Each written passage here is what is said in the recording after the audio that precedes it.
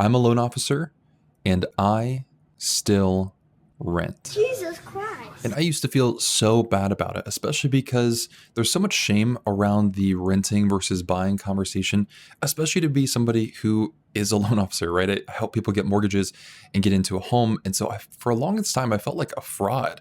I was like, I still rent and I'm helping people get into a home and I'm telling them about the value of home ownership. And I started digging into it, and there's just so much shame around the way that we talk about renting versus buying. And we hear so many people say like, renting is throwing money away, but really sometimes it's the best or it's the only option that we might have available to us. And so for so long, I was afraid of people like realizing like, ooh, or wondering like, does he rent? Does he actually own a home? And people figuring that out and thinking that I'm a fraud. But I really want to share with you that I'm in this with you. I'm also renting, and it's not by choice. And so I want to explain a little bit about that. All right. So I get that you don't want to rent forever, but in the short term, it really can be a solid option. And at the same time, I also feel like you might feel like you're alone because you see people posting pictures online of them moving into a new home, and it's disappointing. And all this life change is going on. And the whole time you're thinking, when you're seeing everybody else do the thing that you want to do, you're thinking, what did I do wrong? How did they get that thing that I've been working so hard for, but it's been so out of reach for me? All right. So story time. So this is why I still rent. So I've been a loan officer for about 2.5, 3 years now. Okay. And so when I first started, I started as a loan officer with 100% commission. All right. And so if you've been following the channel for a little bit, you know 100% commission means that you have to wait 2 years so that the lender can average your past 2 years' income and use it to qualify for a mortgage. So for the first 2 years as a loan officer, I didn't qualify for a mortgage because you can't use less than 2 years of that commission income. So in January 2020 is when I first started looking to see, all right, great, I want to buy a house. I have the 2 years. I'm able to. Let's go ahead and start looking for homes. And so even then, January 2020, inventory was super low, and all the homes in my area needed like quite a bit of work. And I know from experience that I'm not the type of person who wants a first home with work. Maybe in the future, and of course, like small things, perfectly fine with. I can go look up on YouTube how to like fix some plumbing things, but I'm talking like big substantial work that I just wasn't interested in. And so everything around just felt like it was more than I was wanting to spend for the work that was needed to be done, and inventory was low, and even these homes were competing with tons of offers. You fast forward into our market today, and that's just accelerated even more, so it's become even worse. But in the beginning, in January, I held off actually on buying. And I was kind of thinking like maybe things will take a turn around.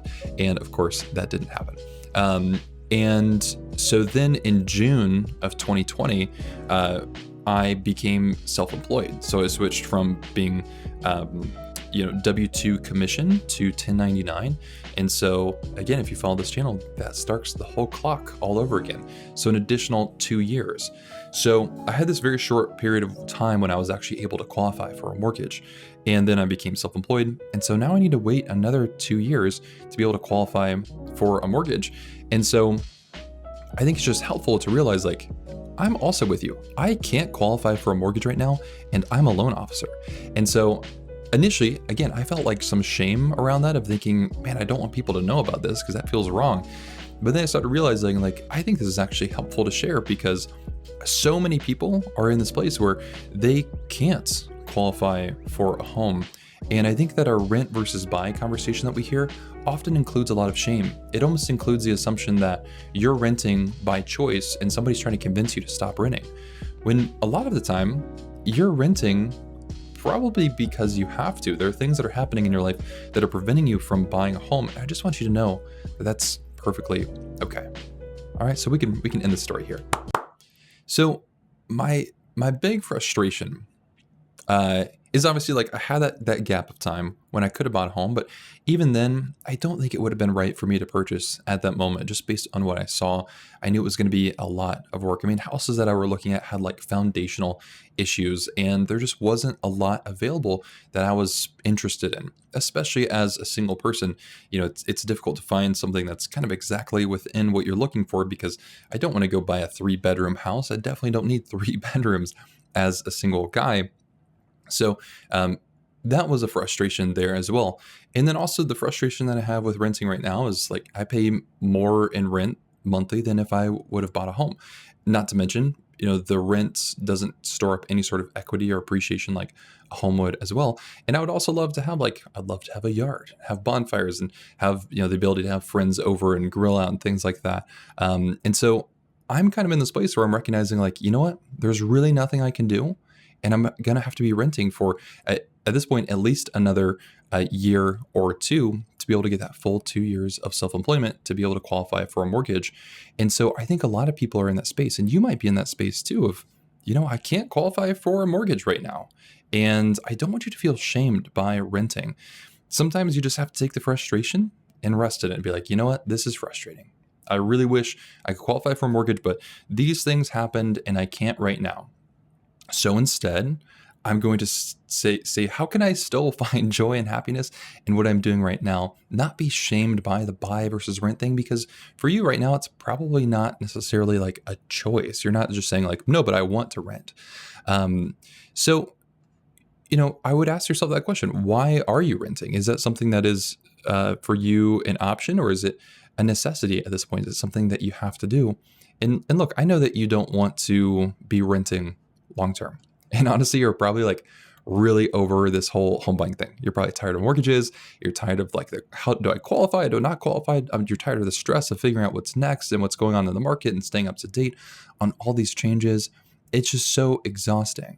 So what I want you to do is validate where you're at so you can be at peace with it. The moment that you can start to recognize and label and validate these feelings and the events that are happening in your life, I think you can be more at peace. It's the same thing with me of I was wrestling through this idea of shame, and I don't want other people to figure out. And I wish I could be in this other spot. And I know that renting isn't where I want to be long term. And so instead of just letting that continue to just grow into this awful spiral of emotions, the better thing to do is just to say, this is the frustration. And then this is the game plan that I have to get out of it. That way you can start making peace with it and say, you know what? Yep, it's just a thing for the next couple of years that I'm going to have to roll with until these things change to the point where I can now qualify for home and then move into it, right? And don't feel the pressure of buying just because you think what you think other people think of you or what they think you should be doing, right? Because I felt bad because I help people get mortgages, but I can't even qualify for a mortgage myself at the moment, right? So validating it helps you release that tension. And I asked you all, why do you rent? And 49% of you said, I don't have the budget at the moment. And Sissika said, the housing market went crazy. Robert said, I don't want to have to worry about the maintenance of a house. David said, the market's too intense to find a home. Janae said, I'm not in the area long enough to justify owning a home. Living Below said, not enough inventory to be able to purchase a home. And not to mention all of the other people who commented and saying why they're renting, all for just wonderfully legitimate reasons of why to rent. See, the external voices, they don't matter.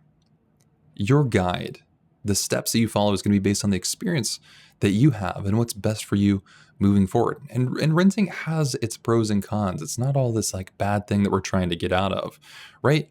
On the pro side, renting can be good because you have lower maintenance costs. It's better for short-term living or unknown situations. It can help you weather a market downturn. It can help you weather limited supply of cash on hand. There's flexibility in moving. And then on the other side, you do have the loss of equity and appreciation growth that a home can have. You have less freedom in the choices that you have, right? Maybe you want a pet and you can't have it where you rent. Usually renting is higher monthly cost than a mortgage payment. And so ultimately, I just want you to know, I'm right there with you, right? There's no shame in renting, whatever the reason is. Ultimately, I want your focus to not be, how do I qualify for a mortgage? It's just, what can I do to make renting not a long-term game plan?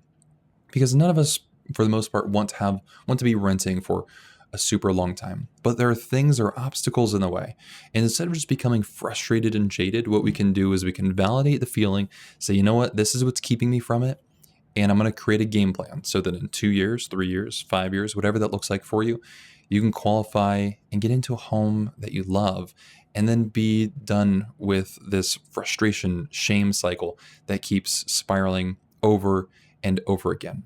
All right. Let's just make it a goal to not be renting long term, not a goal that you have to feel shame that you're not in the buying position right now. Patience is key as you move forward with this. All right. I'm right there with you. I don't want you to feel shame about where you're at. Come up with a game plan. That way you can move in a direction that works for you and your family in the future.